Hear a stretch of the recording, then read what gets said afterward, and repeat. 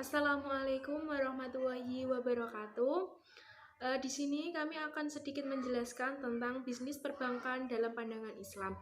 Sebelumnya, kami dari kelompok 4 yang beranggota saya sendiri, Siti Nur Solihah, dengan NIM 63010200078 dan Kusnul Azizah NIM 63010200079. Dan yang terakhir adalah Wahyu Yuda Saputra dengan NIM 63010200080. Lembaga keuangan syariah dari teori ke praktik. Kerangka kegiatan muamalah secara garis besar dapat menjadi 3 besar. Yang pertama, politik, sosial, dan ekonomi. Dari ekonomi dapat diambil 3 turunan, yaitu konsumsi, simpanan, dan investasi. Berbeda dengan sistem lainnya, Islam mengajarkan pola konsumsi yang moderat, yaitu tidak berlebih-lebihan dan tidak juga keterlaluan.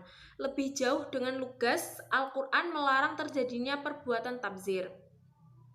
Sesungguhnya, orang-orang yang melakukan kemubaziran itu adalah saudara-saudara setan. Sedangkan prinsip operasional perbankan syariah sendiri ada 5. Yang pertama, prinsip simpanan murni. Yang kedua, bagi hasil. Yang ketiga, prinsip jual beli dan margin keuntungan.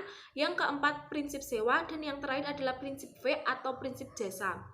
Sedangkan produk bank syariah dan BRPS sendiri itu ada 2. Yang pertama, produk pengarahan dana. Yang kedua, produk penyerahan dana. Produk pengarahan dana terbagi menjadi 5. Yang pertama, giro wadiah. Yang kedua, tabungan mudharabah. Yang ketiga, deposito investasi mudharabah. Yang keempat, tabungan haji. Dan yang terakhir adalah tabungan kurban.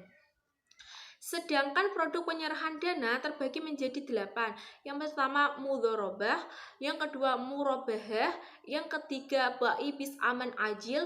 Yang keempat, al-qardul hasan. Yang kelima, salam. Yang keenam, istina. Yang ketujuh, ijarah wal iktina. Yang terakhir adalah musyarakah. Pengembangan bank syariah di Indonesia.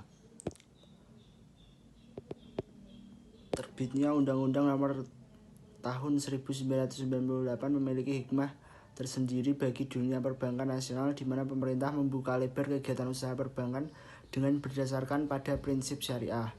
Masyarakat diberikan kesempatan seluas-luasnya untuk mendirikan bank berdasarkan prinsip syariah ini, termasuk juga kesempatan konversi dari bank umum yang kegiatan usahanya berdasarkan pada pola konvensional menjadi pola syariah.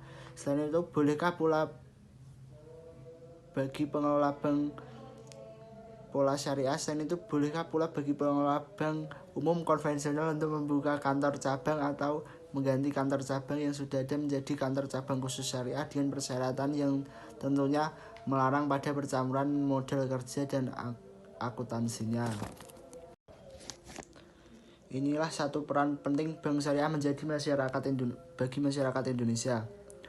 Lebih bank minded atau tepatnya lebih Islamic bank minded pada tahap praoperasi bank muamalat dalam memberikan bantuan teknis berupa legalitas usaha, sistem operasi, pelatih, organisasi, saran. Pada tahap operasi, bank syariah dapat memberikan bantuan teknik berupa adanya bank syariah DIX yang berfungsi sebagai liaison officer, pendamping manajemen BPR syariah, dan pelaksana harian implementasi bank syariah, advisory on business planning and control. Untuk bank syariah melakukan penelitian dan pengembangan usaha pada daerah yang bersangkutan untuk kepentingan BPR syariah dan bank syariah. Perjanjian kerjasama pembiayaan juga dapat dilakukan antara lain 1. Handling dan distributing agent. 2. Conveyancing atau sindikasi. 3. Buy-al-din atau reciprocal. 4. Mudharabah placement atau reciprocal. Selanjutnya, hukum bisnis syariah di Indonesia. Syariah berasal dari bahasa Arab yang artinya jalan yang lurus. Menurut fuqaha atau para ahli hukum Islam, syariah berarti hukum yang ditetapkan oleh Allah melalui Rasul-Nya untuk hambanya, agar mereka menaati hukum itu atas dasar iman, baik yang berkaitan dengan akidah, amaliyah, maupun akhlak. Menurut Muhammad Farouk Nabhan, sebagaimana dikutip oleh Fatur Rahman Jamil, bahwa syariah secara etimologis berarti jalan tempat keluarnya air untuk minum. Kata syariah dikonotasikan oleh bangsa Arab dengan jalan lurus yang harus diturut. Secara istilah, pengertian syariah mengandung arti hukum dan tata aturan yang disyariatkan Allah bagi hambanya untuk diikuti. Dari definisi di atas, maka dapat ditarik kesimpulan bahwa syariah adalah semua aturan-aturan Allah untuk mengatur manusia di dunia, baik menyangkut akidah, ibadah, akhlak, dan muamalah duniawi. Dalam hal etika bisnis, maka juga termasuk kepada persoalan syariah, khususnya di bidang akhlak.